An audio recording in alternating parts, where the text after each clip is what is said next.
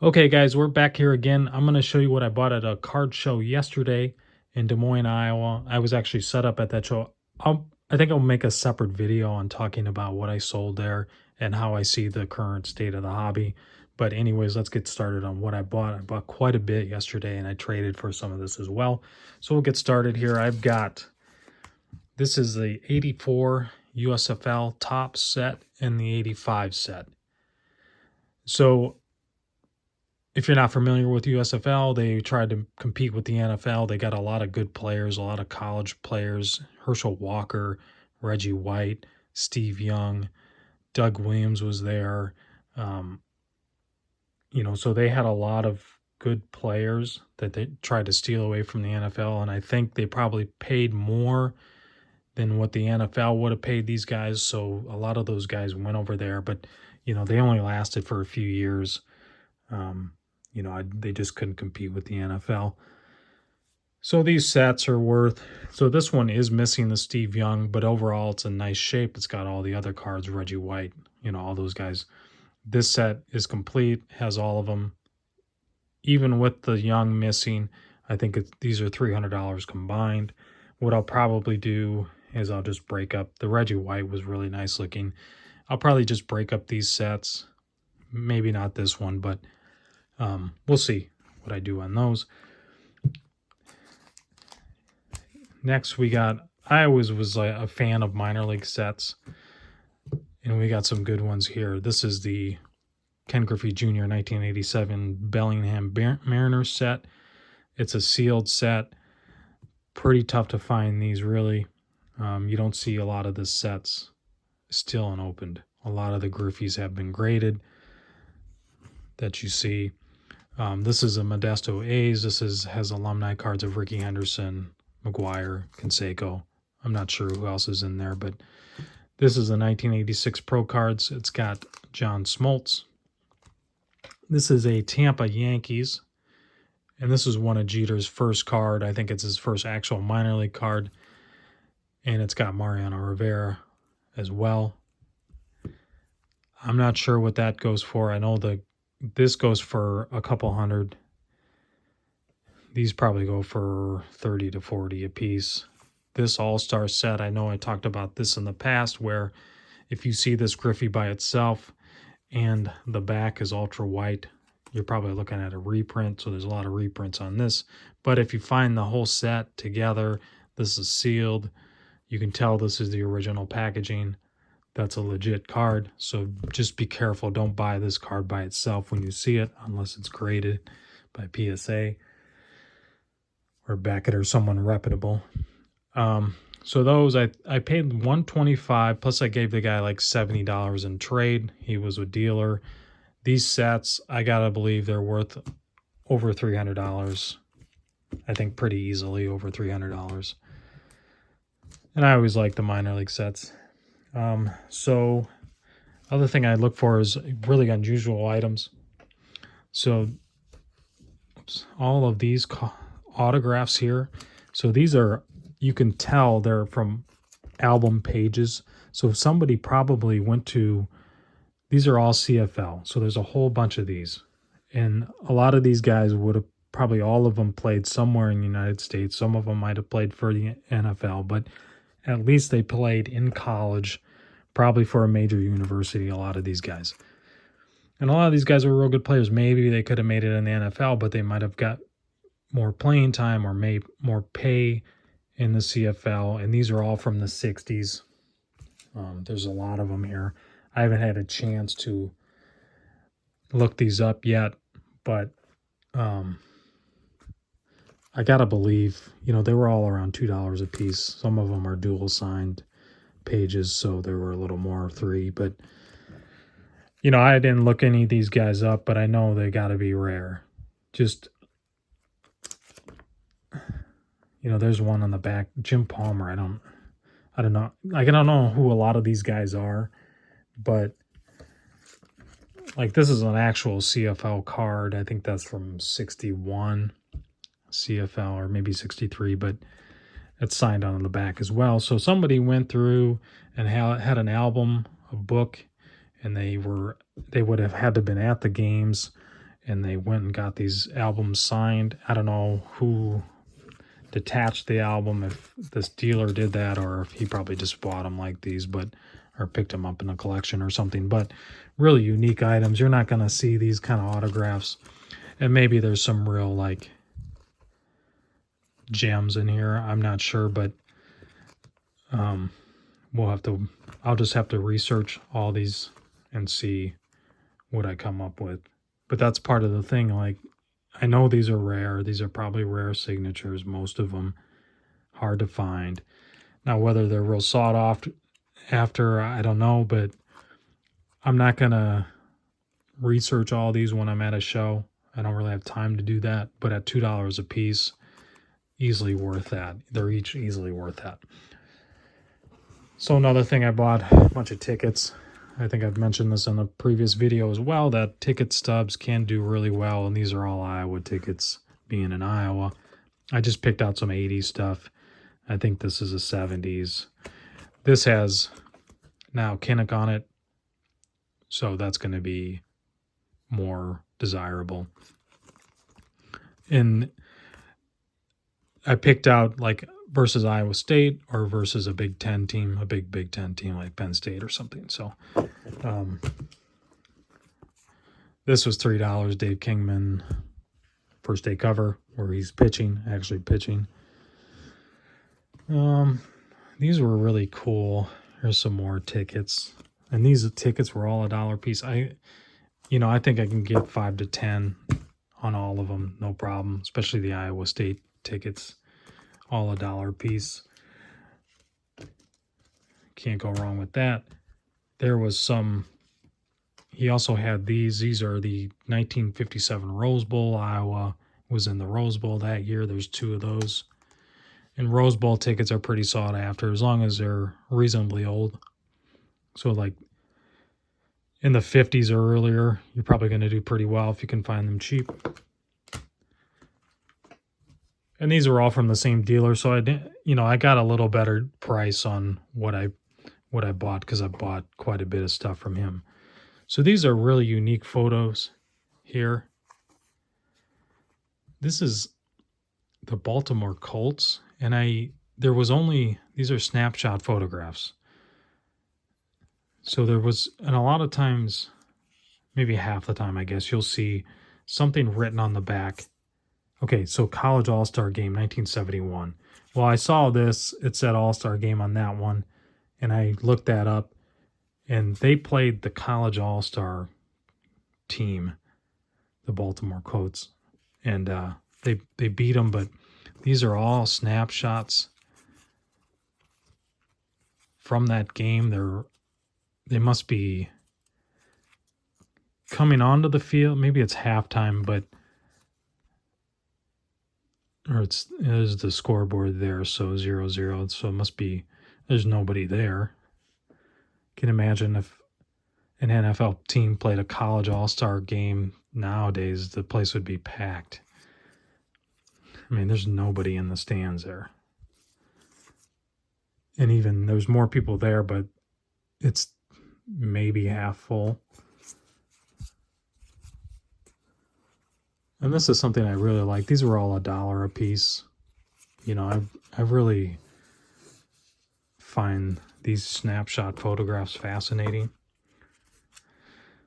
So, and if I were to sell these, I would probably try to sell some individually and then some as a lot. And individually, I would want 15 to 20, maybe, something like that, depending on if there's any up there or not on eBay already. Here is a hockey program. This is a 1965. This is an Iowa minor league hockey team. So a couple things on programs and to tell you guys. So one thing with programs is sometimes you'll find actual ticket stubs in the program, and people might not realize they're there. I bought a program from 1958, an Iowa program, and it had a complete ticket in it. So this part here wasn't detached, and that's much more sought after. Much more. It's at least twice the value if it doesn't have that detached part. So I found a undetached ticket in a program. So one thing to look for inside these kind of programs, no matter what it is if there's a ticket stub in it. Generally, the ticket stubs are worth more than actual programs. And the other thing you want to look for is if there's any autographs. Well, that's what I did with this one. I don't know anything about hockey, really, especially minor league hockey from the 60s. If any of these guys were in the NHL, I would assume some of these guys on at least one of the teams here was in the NHL. But the other thing you want to look for, and there were some in here, autographs. Now, I don't think any of these guys made it, but it is going to bring up the value, or at least make it more desirable. So you look for autographs either on the front cover or on the back cover or directly in the middle, where you might have a scorecard or something like that, or on any of the photos of the players. And this one had an autograph sheet in it, and sometimes they're on the back as well. So that's two things you should know about when you're looking for programs. That's tickets and autographs. And if you know autographs, you can do very well, because a lot of people don't know them, and they're not going to know who these guys are. So like on major league ones, where you might have some coaches or something that passed away shortly after, I mean, you can do very well if you really know what you're doing. Another program here from Iowa versus Purdue, 1966. Now, these aren't necessarily that valuable programs from the 60s of any college team, unless it's a specific game.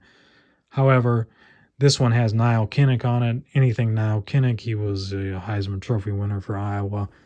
And anything with Kinnick on it really increases the value. And this also has the Four Horsemen. It's a bunch of classic shots from throughout college history. So you got like Gale Sayers and Jim Brown. I think Roger Staubach. Some other guys on there. So I think that might be Paul Hornung there. Anyways, so specific things to look for in programs as well. As I said, 60s football is really not worth that much, but it has to be real specific items. All right, so we got some Iowa versus Minnesota programs. I think 60s basketball is pretty sought after. It's harder to find, and I just realized this is John Kundla here, and he was the coach for the Minneapolis Lakers. He's in the Basketball Hall of Fame. He was George Mikan's coach, actually. So I didn't realize that he was coach for the, I guess this is the Golden Gophers, but that's kind of odd. I didn't know that he was the head coach for Minnesota. Yeah. So new Minnesota basketball coach John Kundla, ex-Minneapolis Laker coach, has moved through basketball circles for 30 years. Okay, guys, so that's kind of something I didn't know. Just figured that out now. So we got some more of these. These are $3 a piece. I would expect I'd get $20 a piece on those. Maybe more. We'll see. Maybe not, but they're in nice shape. This is a basketball tournament from Iowa. Boys basketball tournament, 1944. I haven't looked through this yet to see if there's any tickets in there. Doesn't look like it, but that was only $5. Some more things here. Some more autograph CFL stuff.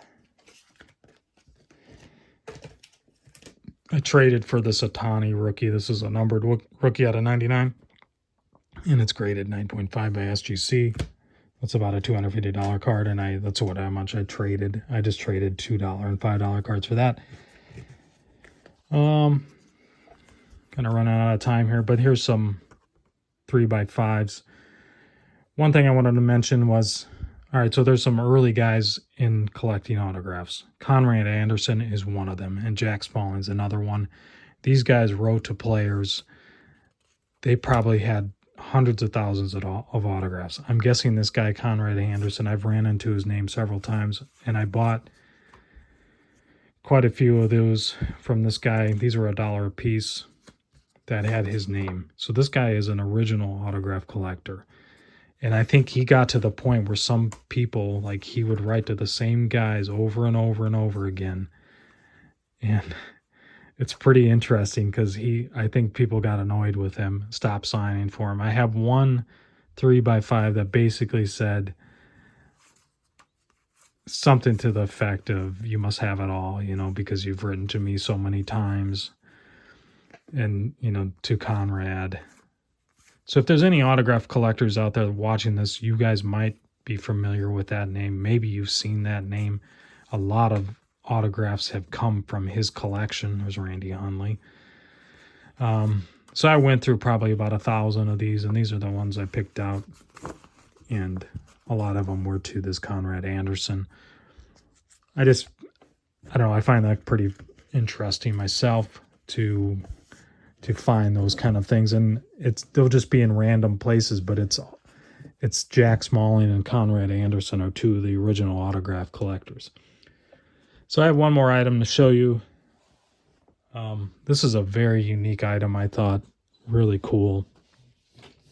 I would not expect to find this at a card show necessarily, but you never know what you find. So this is it's a diploma, and it's from Charles Atlas, who was a original bodybuilder. So whoever completed his courses on fitness and health and strength training must have gotten this diploma. Well, it's signed by Charles Atlas, and it's dated 1925.